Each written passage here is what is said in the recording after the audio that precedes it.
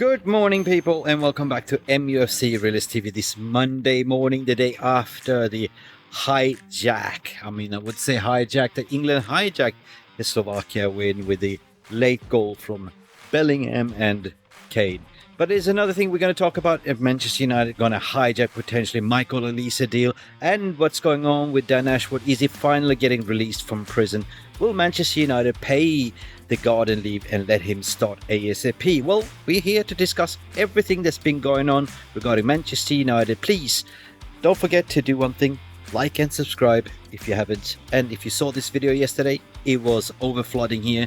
Today is dry. This has been Micheal, MUFC Realist TV. Here we go. Let's go.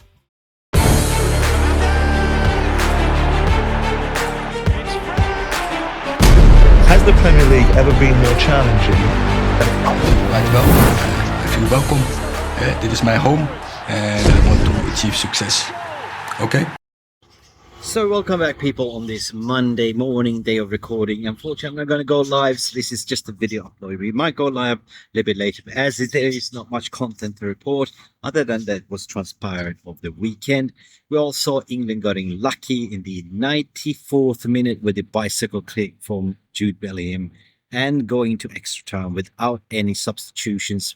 Really, they made an impact other than Ivan Toney in the extra time minutes. England got through 2-1. They got lucky, but if they keep playing like this, no style of tactics or setting up the right system and formation against Slovakia, I'm afraid that England's going to get a whoop ass and be sent home.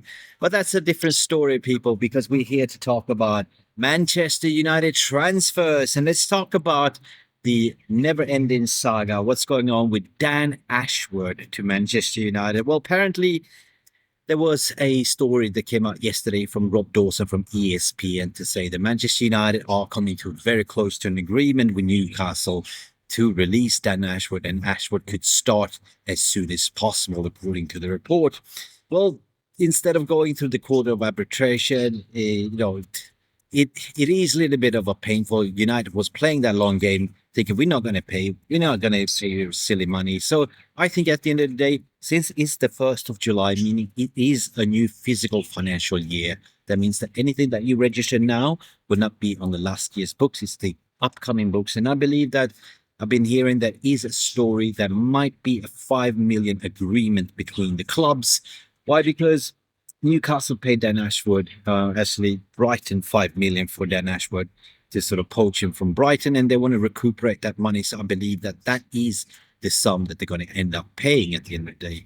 United was willing to pay £2.4 million, and Newcastle said no, and that is being kind of a little bit of a debacle at the moment. So yeah, keep your eyes on this one, and this might be transpiring very quickly since it is the 1st of July and everyone wants to kick on. Newcastle wants to move on as well, and Manchester United as well. Now, put that in the story, in the bud, nip that in the bud, and we will see what's going on next in terms of hijacks. We're talking about hijacks.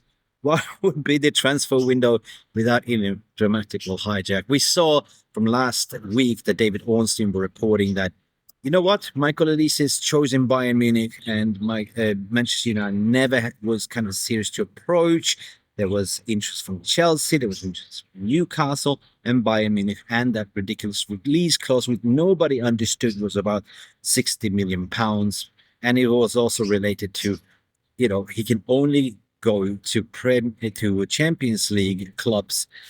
That release clause can be triggered. But however, according to Plettenberg as well, according to some certain articles, that deal is not completed as of yet.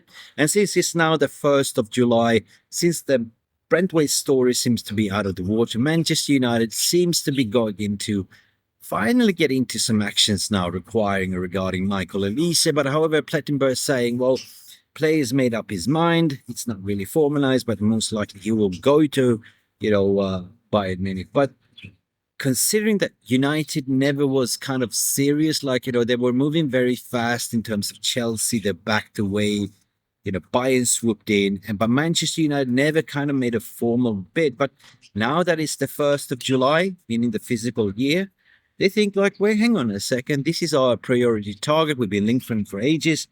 We know that he's a Manchester United fan. Would it be cheeky for us to come in with a bid? Because we know we're going to probably sell Sancho, Greenwood, XYZ, Pellistri, and we know that Micheal Olise is our prime target. Now, for me personally, I was a little bit gutted when we missed out on Olise. I think he's a fantastic, transformative player.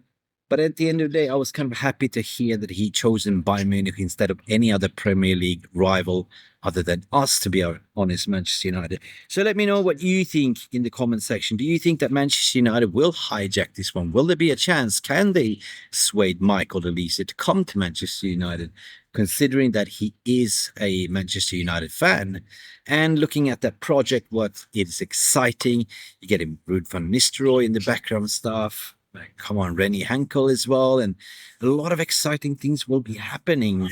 So let me know in the comment section what you think. Do you reckon this will be a madness that Manchester United could potentially hijack Micheal Olise? We will see. Let's keep the eyes on the prize, shall we? Okay, moving on in terms of done deals coming up very, very soon. It is advancing. It is very, very advancing for Xerxes, and we know that he's been saying, Ten Hag has been speaking to him personally, and he's open to join Manchester United. So that is something to look after. The release clause is opening as of today, so there is business to be made, but Xerxes is playing in the Euros. Personal terms seems not to be a problem. The project's been sold into him. The agent here at Jabashian is getting what he wants, and that's about it. Regarding Manuel Ugarte, that seems also been transpiring. The CDM, the brilliant CDM from PSG, probably lowering down the price to 40 million to recuperate. So that is a done deal almost to be happening. I wouldn't say done deal, but it's 80% on the Hotometer. So when this will happen, I think within 2 weeks at least, we'll have 2 players coming into the door. We are going on a pre-season tour. The Euros is finishing on the 15th, and then we have a first game against Rosenborg, if I remember, in Denmark.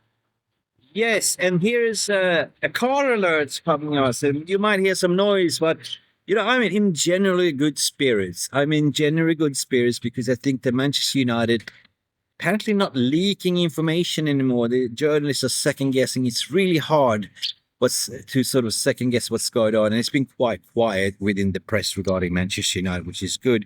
Congratulations for Kobe Mainoo yesterday, almost the man of the match performance.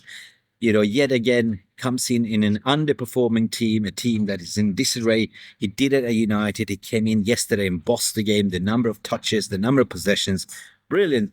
So let's see if he gets to play in the quarters as well.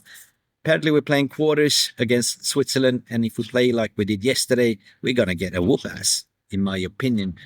Other than that, it's not really clear what's going on the transfer market. Matthijs de Ligt looks like he's pretty much nailed on as well. That is a separate deal, apparently. We are looking at the left-sided centre-back, and that Brentford deal seems to be off now. It's the 1st of July. Everton needed to raise the 50 million. What they're going to do? Are they going to take penalties? It looks like it. They've been prats. And, you make your bed, you lie in it. That's the reality of the show, So we will see what will happen. The centre-back situation is quite lucrative for me, because that is what we need to strengthen in the end of the day. Matthijs de Ligt, I know the Manchester United fans have been raising, well, he flopped at Juventus, he flopped at Bayern, but maybe it was not the right system for him. He is quite good, tenacious on the ball. Right? He's good break up the play. He can play a high line, because that's what he did on Eric Ten Hag. So I think that if the board has looked at Matthijs de Ligt and identified that these might be the guy to be the Rafael Varane replacement, I trust them. I will absolutely trust them, and I will back this signing, but with a little bit of a tread of cautious. Matthijs de Ligt to Manchester United, do you think that is a good signing? Do you think that he can get his best ball out of Eric Ten Hag? Because he's a very good ball carrier, he's very good on the ball, but we haven't seen that being activated at Bayern or Juve lately. But basically, maybe the coaches told him, Matthijs, play more safe in a certain way. This is it, people. This is the Transfer Corner morning show. A short, snappy video update, less than 10 minutes. Let me know in the live comment section below, or non-live comment section below, what do you think? Do you think that Xerxes will be the first signing coming to the door? Ugarte will be the first signing? Do you reckon Manchester United have a chance to hijack Micheal Olise? well, that would be something if we wouldn't. And also Matthias de Ligt and all that jazz. We'll be back later on if there's anything breaking. Until then, people, stay beautiful. Have a lovely morning. Glory, glory, Manchester United. And remember, always peace, love, and go banana. Bye for now. Thank you so much for stopping by and watching MUFC Realist TV. Don't forget to like and subscribe and follow us on the socials.